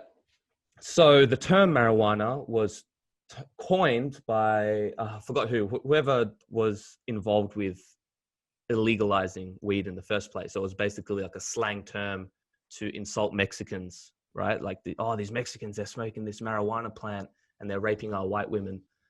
So it was basically just a word to demonize weed. And so I get it from that perspective, but at the same time, all South Americans that I know call it marijuana, and it's kind of, I like the term, sounds cool, you know, marijuana. They were calling it in Peru Santa Maria. Weed. Yeah, Santa Maria. Jesus, that's pretty cool. Yeah, I like that sort one. of similar. It's sort of like a religious spin of Mary Jane. That's pretty cool. But I guess it's just one of those words that it does it really matter at this point? I feel like we've kind of owned it. You know what I mean? I feel like And you get offended over everything. No, but like, I guess my point is that like, if Latinos don't care, why do white people feel like they have to be like a social justice warrior? You know what I mean? Like, it's all, every time I've ever gotten someone who's like got upset because I used the word marijuana, it's always a white person. I've never seen anybody get upset of it. Never. It's never a South American, which is apparently like that's supposed to be an insulting word to Mexicans. You know what I mean? And they represent Latin America. So white lady just walks into my room. How dare you? What? What are you listening to in here? That's funny. So you've never gotten that. Do you even call it marijuana at all? No, I don't really call it marijuana. Yeah, that's probably why. I just say like weed. Because that's the common word in medicine? South America. Yeah, I usually call it weed, but even weed would be like a, I don't know, kind of disrespectful term, I guess, if you really wanted to get down to it. But again, is this? Who cares? So what do you call it? Ganja? I don't know. I call it weed. I say marijuana now. Like every time someone gets pissed off, I start using it more. I use cannabis, but cannabis seems a little bit too like a scientific, like kind of like, hey, look at me, I take this seriously, sort of. Excuse me, do you have any cannabis? Do you have any cannabis, sir? It seems a little bit too nerdy for me. What do you say, It's like, Steffi? it's too long. Weed. Jesus, of course you do. Like a normal person. I like weed is I use the most. Marijuana or cannabis, just weed. One syllable, done. Yeah. You guys got any marijuana? I haven't done marijuana. Marijuana. You guys have any marijuana? Well, come on. How can you complain about the word marijuana? I think that they fucking nailed it. They're going to get offended by it. If they're going to say like, you shouldn't say that, they need to pronounce it properly. Exactly. How dare you say marijuana? It's like they say them. Yeah. Marijuana. It's actually, say it properly, mate. It's actually pronounced marijuana. Yeah. So yeah, the point is I'm not going to stop using it. It's the best. Are you dreading your hair again? Me? Steffi? Yeah, are you dreading it again? Or is that just from... I dreaded it like 6 months ago or something. Because you cut them all out for... Yeah, but I missed them, so... Nice. Tom, would you ever braid or dread your hair? No. You look like a pirate. I was thinking about shaving my head just out of like convenience. You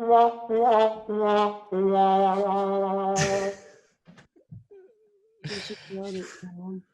You look like such a hippie. Yeah. I look like a typical Aussie surfer kind of. Hey man. You got some cannabis, bro? I mean, it's legal, right? It's totally legal. Okay. It's totally legal. Not here. It's still, because after making this documentary, I found out that Uruguay was the first country in the world to legalize recreational weed. And then there's a lot of, because a lot of people use like, hey man, what about California, man? Oh, what about Amsterdam? What about Colorado? But as you guys know, it's not federally legal. So a state can legalize a plant all they want. But if it's still illegal on a federal level, if the cops really wanted to, they could shut your pot business down within a moment's notice, So yeah, they do. To me, that's not true. That's not legalization. I'm sorry, guys. We're getting close. We're fucking definitely getting close, but it's not true legalization yet. Not until, yeah. But Uruguay, man, that was cool. Going there. Do you still live by Salem? I'm about 40 minutes away from there now. But I go there often because that's where all my friends live. Tom, you ever heard of Salem? I've heard of it. It's Is where that- the witch trials were. Yeah, Yeah, can you give us some going to history say about it? Have I seen Salem in a video game or something? That's where I'm getting flashbacks from. I don't really know that much about the history, but it's where the trials were. It was like in that general area. And then in Salem now, they have like all sorts of witch museums and stuff like that. Basically, back in the day, people would accuse people of being witches. And there's one theory that said because there was like some sort of fungus or something growing on the rye that they would eat, which is a grain, and the fungus contained acid, like LSD, which would make people hallucinate, and they would think that these people were witches, and they would kill them or whatever because they thought that they were witches. That's a common thing I've heard about. That's crazy. I remember seeing a Simpsons skit. It was like one of those olden time flashback things, and Lisa was like answered a mathematics question, and the teacher's like, a girl that knows maths. Witch! Burn her! Everyone, yeah. So it could have been like just the stupidest reasons. Oh my God. Could you imagine being burned because someone thought you were a witch and you're just like a normal person? And you're like, oh, what the fuck is going on? Yeah, you're just smarter than usual. So just assume you're a witch. Because they used to think for the longest time that women were just inferior to men, and they weren't as intelligent and stuff like that. Witch. I feel like Witch. with the coronavirus, people that are infected are almost treated like witches. They're like shunned against society. I feel like doctors are witches a little bit. They kind of got witchy vibes. They wear kind of they wear roby looking things, and they put you under weird lights, and they give you medicine and do operations on you. I guess. Right, spells that only they know how it works. Yeah. We're too stupid to understand. Yeah. Only they know how to. Only like these special words like microorganism. Yeah. What are these magic spells? Do you believe in witchcraft? Not. I don't think so. No. What about you, Tom? Yeah, well, I think that witchcraft is fucking, even making special effect movies is witchcraft in a lot of ways. You know what I mean? Like you're making this thing that comes from this imaginary place in your mind, and then you manifest it in physical reality, and then you influence people's minds and how they behave through movies, creativity. Witchcraft. I think like in the like Halloween-y kind of sense, like that's not really something. I guess define witchcraft. What do you like? Well, exactly what do you mean by witchcraft? You define it. I don't know. Is it magic? Alchemy? Like these are the words that kind of come to mind when I think of witchcraft. But it's always something to do with spells. Spells, okay. And what's spells? Spells. And what is a witch? Yeah, we've got to go deep on what these words actually mean. Because then what is a witch? Is it a form of an alchemist, pretty much? Or a magician that can transmutate certain states from another? You know what I mean? Yeah, that's what I think of a witch. When I think of a witch personally, I think of a shaman, or I think of an alchemist, or a scientist before the modern scientist, before the modern idea of a scientist. I think of people that are out there exploring, messing with plants, doing different things, trying to make medicines, trying to philosophize about like quantum theories, or people doing meditation and yoga. I think all these people, mystics, I think these are all this is all forms of witchcraft. I think any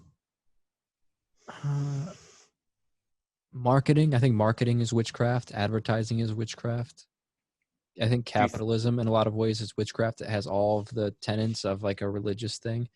It has us deifying money, and we do different rituals to not only get that money, like going to work and these kind of things, but we do rituals of displaying brands on our shirts, which is kind of like a spell that we are trying to portray a certain image out into the external world, saying like I'm at this sort of social status or something. Like a symbol, you know. Yeah. And whether people are aware of it or not, those symbols are influencing what they're buying. You know what I mean? Yeah. There's a reason why you buy the clothes that you buy. It's an extension of your personality. Do you think Isaac Newton, was a witch? Yes. Because he was not only a They killed him, hardcore right? materialist scientist. I don't think they killed him. Oh, they But should he was. have. I know that he was a alchemist as well. Like he was deep into his esoteric stuff, like his mysticism and all that. And he's the guy that we all base our classical physics on, you know, which is, I find quite ironic. I find it ironic that evolution came in a dream. They don't ever talk about that. A lot of the periodic table too. Yeah. And allegedly the double helix structure of the DNA was discovered or realized through an LSD vision. I don't know how true it is, but I've heard that before. Yeah, I've heard that one too. It's rumored. I mean, you see shit like that. It's very common. It's very common for like ideas to form when you're dreaming. Like, because, you know, you can be so in something that you're just completely obsessed with it. But sometimes just having a break could be the thing that you need to put those dots together and have that aha revelation. And that happens a lot in terms of like scientific breakthroughs and stuff. Who do you think a witch is, Steffi? I don't know. The word Bill witch Gates? just it feels weird because when I think of witch, I think of like Halloween kind of witch or like a Salem witch kind of thing, not just like I don't know. Yeah, we really broadened the term of witch. Everyone's a witch. Like anyone that manipulates your mind is not necessarily a witch. It's just a person. But if they learn how to harness that power, does that make them doing witchcraft? It might not make them a witch, but are they doing the craft of a witch if they are intentionally practicing on skills to manipulate people like through rituals? I guess. Like, I don't know. Yeah, I don't know. We're going real deep on what the word witch means. My girlfriend's Bill a witch.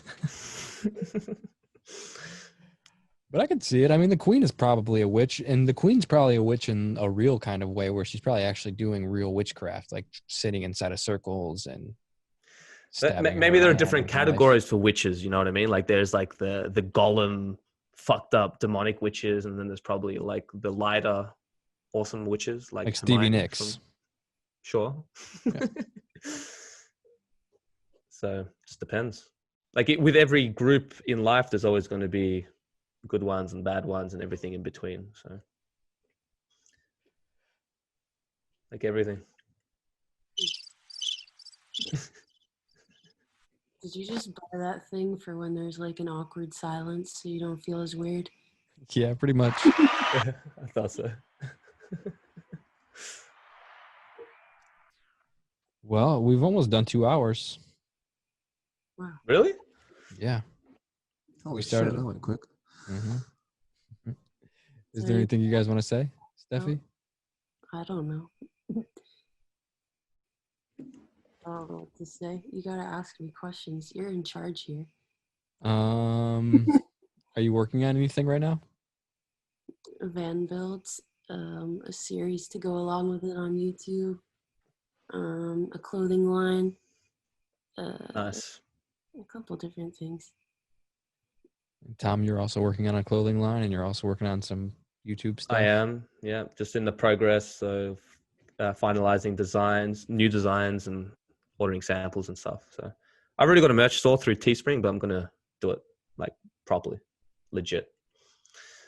So it's gonna be fun. Any documentaries you're working on? I'm working on the shamanic surgery one, the chonta of the Shusina giving me the hickey. Oh yeah, we need to talk more about that. We'll do that next podcast, but I'd like to get more deeper into like our actual feelings about what was going through our head and how we feel about it now. Yeah. Especially after some time has passed. I like, that's why one of the reasons why I take so long making documentaries is because of how quick I change my mind, that I need time to pass. Like this Uruguayan weed documentary that I released. If I released that a year ago, it would have been completely different. You know? Whereas now it's like I've looked at some of the, like even weed legalization, for example, I found out that the whole point of it is to reduce the black market, right? Take the power away from the cartels and feed it into the economy. Like in short, that seems to be the general consensus of why weed should be legal. But the cartel is still like getting their hands in, I don't know, they're just still doing a lot of dodgy things, and the cartel violence is still going up, and Uruguay is now like the drug trafficking hub of the world. Crack and cocaine's going up. So there's always two sides to every story, and it's never as simple as I thought. And that it kind of upset me a lot thinking that. And people, it was like a sobering realization. And people can watch that video on your YouTube, right? You just uploaded it. It's out now. Yeah. I uploaded it less than 24 hours ago. So I filmed it back in like January 2019, but just edited it recently. But I've put some like more current information with it, and it's pretty cool. It will actually, I think it will blow a lot of people's minds who think they know about weed. So this will be good. This is how it should be done in a lot of ways too. So, well, shout out to weed. And shout out to marijuana. You mean we've got to call it marijuana from now on? Marijuana. we scientific. It's totally legal. Okay. We should change the definition and like try to make the word cannabis turn into marijuana. Make that the scientific term. Just to be a dick. No, we should make weed the term. Yeah. It's much shorter. Pot. I guess pot. I don't know. Would you prefer pot or weed? Weed.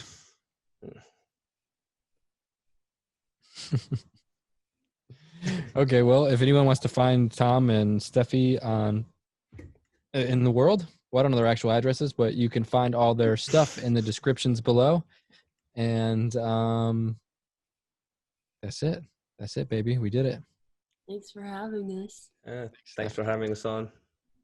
Good to talk to you guys. We'll do another one before we die. Before we die. We're going to meet up in Mexico. And who knows, man? That's the way the world's working right now. Who knows when? Yeah, we might only have a little bit. So we do all need to meet up again somewhere that's not India. Where we die. And we love India. Shout out to India. Man, every country has their cons. You know what I mean? Yeah. It's just really hard to breathe in India. That's exactly. That's the only con. No biggie. Yeah, you just can't breathe if you. Okay, well that's it. Bring an oxygen tank. Yeah. Love you guys. Peace.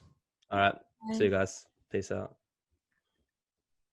I mean, it's legal, right? It's totally legal. Okay. Totally legal. Fuck yeah. All right, I'm gonna go eat some food. I'll catch you around. I'm gonna go smoke something. Yeah, me too. All right, man. Peace. Enjoy. I'll talk to you soon. Yeah. Yep, Let us know see ya. when you want to do the next one. Yeah, we'll do it soon. Yeah. One love. See you, brother.